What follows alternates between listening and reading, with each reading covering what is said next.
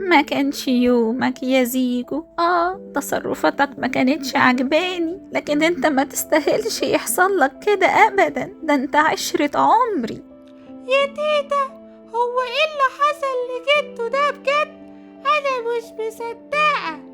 ومين فينا مصدق من الصدمة؟ يا زيجو، على اللي جرالك. الحمد لله، الحمد لله. ايه ده؟ كان حلم؟ لا، ده كان كابوس، كابوس مرعب كمان. انا لازم احط الزلطة دي بسرعة. سامعة يا بنتي؟ اهو بيتكلم مع نفسه كده على طول، ودماغه راحت خالص. يا عيني عليك يا زيكو.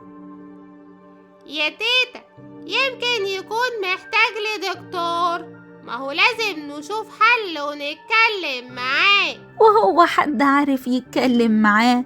ده راكبه عفريت، بيظهر هنا ويختفي هنا ويصرخ ويزعق. ده خلاص راح زيكو خلاص.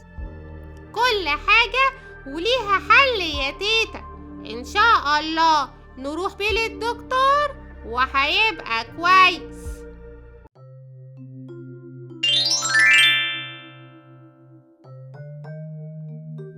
الله ينور عليك يا جدو زيكو.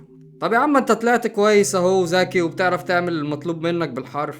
انا تعبت يا محسن، ممكن اخد يوم ارتاح فيه، لاني اعصابي مش مستحملة وخلاص. مش فاضل غير زلطة واحدة بس. طب ما هو ما فضلش الا زلطة يا جدو زيكو، ما تستحمل الموضوع وخلاص، هو قرب يخلص كده كده.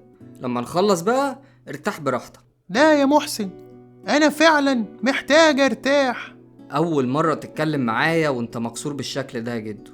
ايه اللي حصل لك يا جدو؟ في ايه يا عم؟ مالك هتقلقني عليك؟ انا حلمت حلم كده خوفني، وحسيت ان العمر ده ممكن يروح في اي لحظة، وانا مش عايز اموت وفي حد زعلان مني. ممكن طلب تيجي معايا نصلح اللي عملناه في مفيدة وغباشي ونراضيهم. الله، ده انت جاي تتعبني معاك يا زيكو. يا عم ماشي ماشي، نصلح اللي احنا كسرناه، بس ازاي؟ انا هفهمك ازاي، يلا بينا. عاملة ايه يا سكر يا بنتي؟ وانت يا مفيدة كويسة؟ انت لسه خايفة يا مفيدة؟ عارفة انت خايفة ليه؟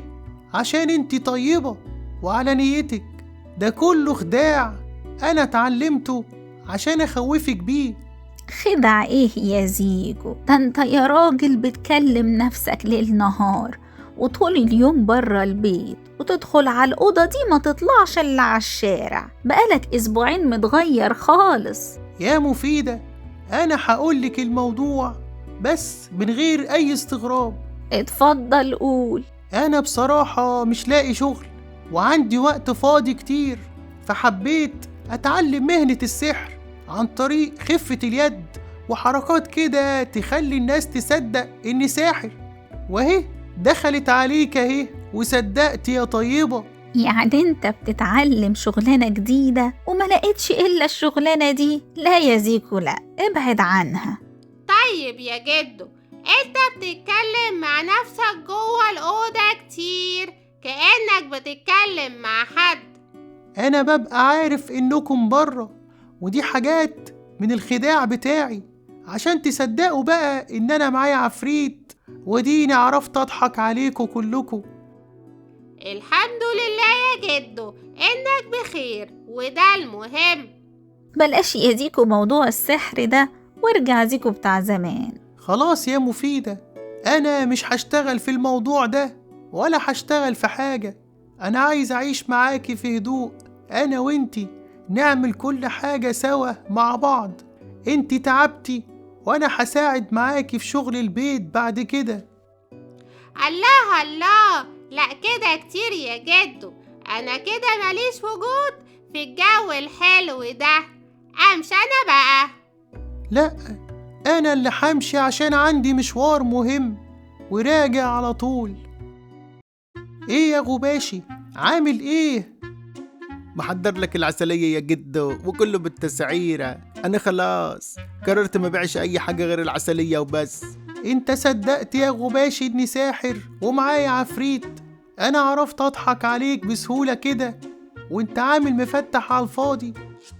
تضحك على مين يا جدو؟ ده انا شايفك بعينيا. ما هو ده الخداع البصري يا غباشي، انا اتعلمته وقلت اجربه فيك. خداع بصري ازاي يا جدو؟ يعني انت مش ساحر ولا معاك عفاريت؟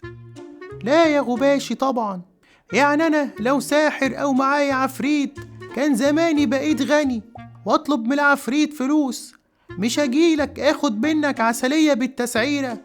تصدق يا جدو انا صدقت ودخلت عليا. ده انت عليك حاجات يا جدو زيكو. هتديني العسلية بقى ولا امشي؟ وانا اقدر يا جدو امشيك زعلان؟ خد لك واحدة بس بضعف السعر بس. ازيك يا معلم عكوة، عامل ايه؟ اتمنى تكون مش زعلان مني في حاجة. الحمد لله يا جدو، ازيك انت عامل ايه؟ وهزعل منك في ايه بس يا جدو؟ ربنا ما يجيب زعل. الحمد لله يا معلم، طمنتني. غريبة قوي جدو زيكو النهاردة، يا رب يكون بخير. يا جدو والله المشوار ده غسلني من جوه. خلاص يا جدو، اديني مشيت وما عملتش معاك اي حاجه زي ما اتفقت معاك بالظبط. حليت اهو كل مشاكلك لوحدك. ندخل بقى على المهمه التالتة والاخيره عشان نخلص بقى ولا ايه؟ تمام يا محسن، يلا بينا نبدأ. بس يا ترى مكان الزلطة الأخيرة فين المرة دي؟ حبيب قلب محسن، الزلطه الاخيره موجوده عند السفاح جنزير القفل. أنا عارف إنها مش هتخلص على خير. يا لهوي، بتقول مين؟ جنزير القفل مرة واحدة؟ عند السفاح جنزير القفل. يا لهوي،